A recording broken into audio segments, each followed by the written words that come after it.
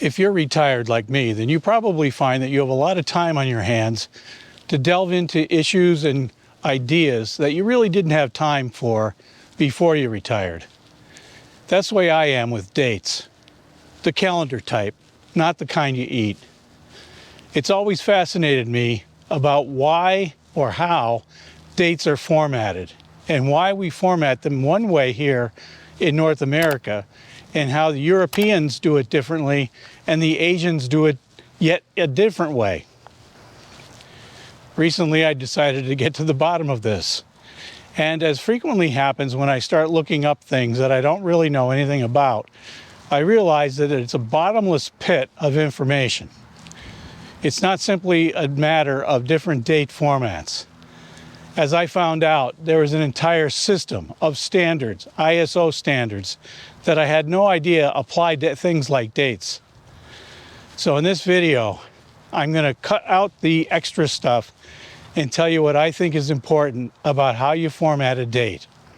Yeah, I know, this is going to be an edge of the seat type thing, so if you're not sure you can handle the excitement, I advise you to click away and watch another video. When I started this project, I wasn't aware that this was such a big topic. Writing dates as a series of numbers is not as simple as you might think because there's more than one way to do it. Dates have three key numbers: the month, the day, and the year.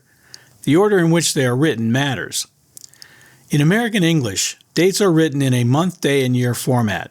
In British English, the day comes first and then the month.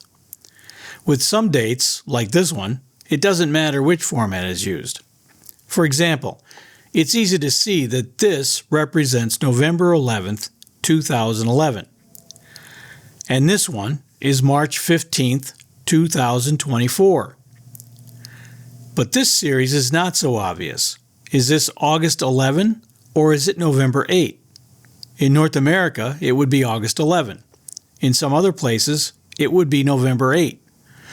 It depends on who writes the date and where they're from, and the target audience has to know what format to expect. You're probably thinking there should be a standard, and guess what? There is. This is the official ISO 8601 standard for how dates should be written. And if you're curious about the ISO 8601 standard, you can look that up. I'm familiar with this because it's how dates are stored in databases. But unless you live in Korea, China, or Japan, where this pattern is the standard, you've probably never seen this date format. Plus, as you can see, there's still a problem. While it's obvious what numbers represent the year, because it's 4 digits, the month and day might still be confusing to some. Is there a solution? Of course there is. The International Big Shop wouldn't be making a video about this unless I had a better way, and it's a very simple one. Spell out the month, either by writing the whole name or using an abbreviation. Do this instead of using numbers. This eliminates all confusion. Now, as far as putting or writing out the name of the month in dates, I've noticed that most companies are already doing that. Using only numbers for dates, I think a lot of people and a lot of companies realize that it's not a good idea. People can get confused about what number represents the month and what number represents the day.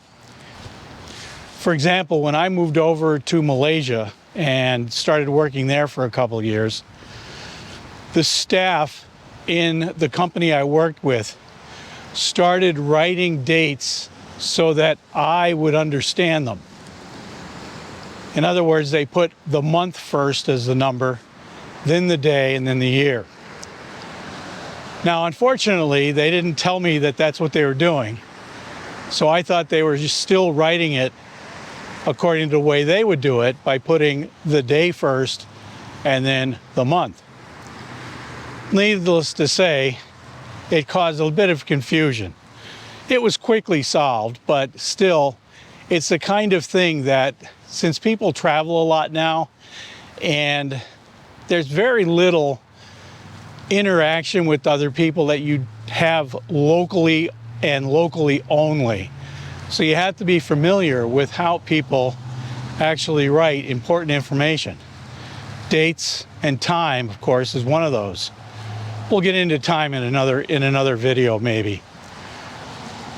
So writing out the name of the month in letters or the abbreviation of the name, that would solve everything, literally everything. That's what my investigation into date formatting has resulted in. I hope you enjoyed this video. Until next time, be seeing you.